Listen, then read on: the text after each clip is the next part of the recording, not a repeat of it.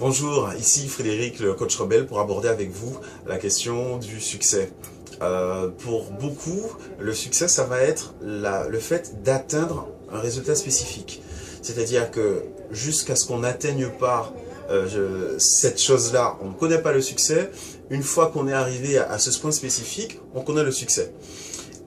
Évidemment, c'est un élément important d'avoir des objectifs clairs et déterminés qui vont être comme des balises sur un chemin. Et à chaque fois qu'on va atteindre une étape, on pourra mesurer la progression et le parcours qu'on aura eu sur ce chemin-là. Donc, atteindre un repère, atteindre un objectif clair est une composante importante.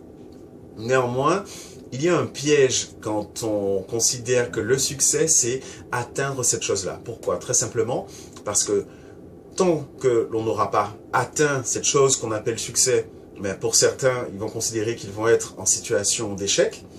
Et même une fois que cette chose aura été atteinte, pour d'autres, il y aura une espèce de grand vide, de grand blanc, c'est-à-dire, bon, ok, je connais cette situation qui était censée être le succès, et maintenant, qu'est-ce qui se passe?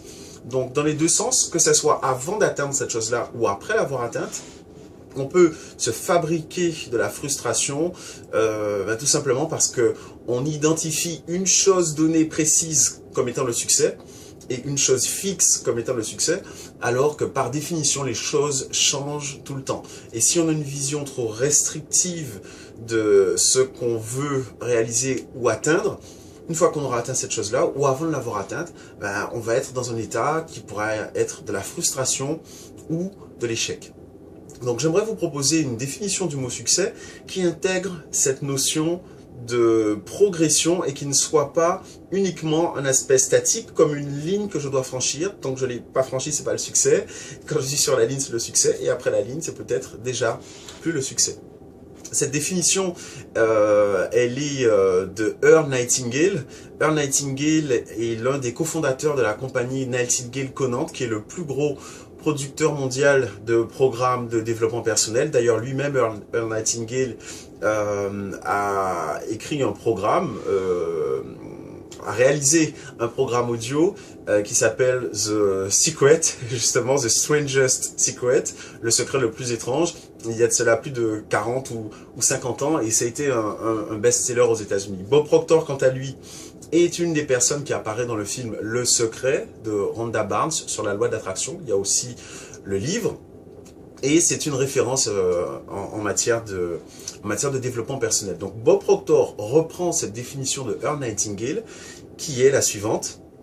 Le succès, c'est la réalisation progressive d'un objectif valable.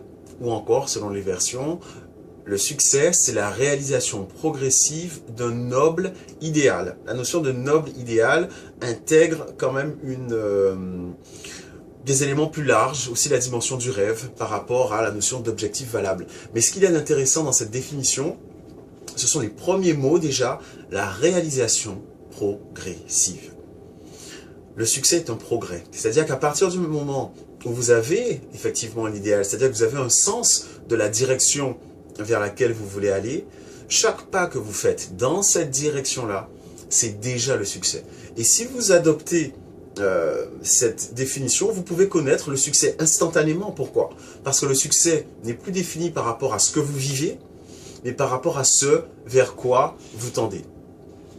Et si par exemple, aujourd'hui, vous avez l'impression que les choses ne vont pas du tout comme vous voulez, mais que vous commencez à prendre les mesures correctrices, que vous commenciez à vous diriger vers l'endroit où vous voulez aller, c'est déjà un point important. Et c'est cette continuité-là, c'est ce processus-là qui va vous permettre d'atteindre non seulement ce que vous voulez, mais aussi de vous transformer en la personne que vous devez être pour pouvoir vivre ce que vous voulez vraiment vivre.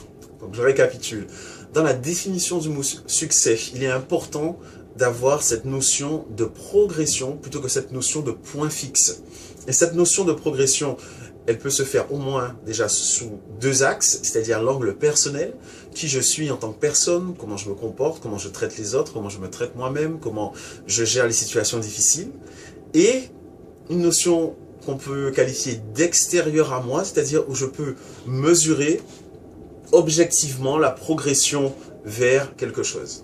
Et quand on a cette cohérence entre ce qu'on devient en tant que personne et ce qu'on est en train de réaliser, on est vraiment dans les bonnes conditions pour s'épanouir et se réaliser pleinement. À l'inverse, quelquefois, pour tendre vers la direction qu'on veut supposément, on est obligé de se transformer en ce qu'on ne veut pas être. Par exemple, si aujourd'hui vous êtes, il se pourrait que vous réussissiez bien dans une activité, mais que vous avez l'impression que cette activité-là ne vous correspond pas et que pour réussir davantage dans cette activité, vous êtes obligé de devenir moins vous-même. Et ça n'est pas une définition du succès. C'est-à-dire que aller vers là où vous voulez, ben, ça vous éloigne de ce que vous voulez être.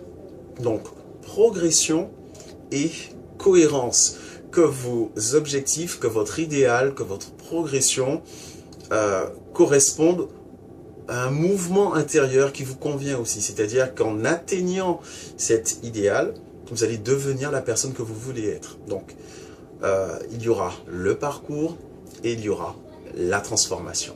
Voilà, j'espère vous avoir apporté quelques éléments sur cette façon de définir le succès comme la réalisation progressive de noble idéal et que vous pourrez mettre cela à profit.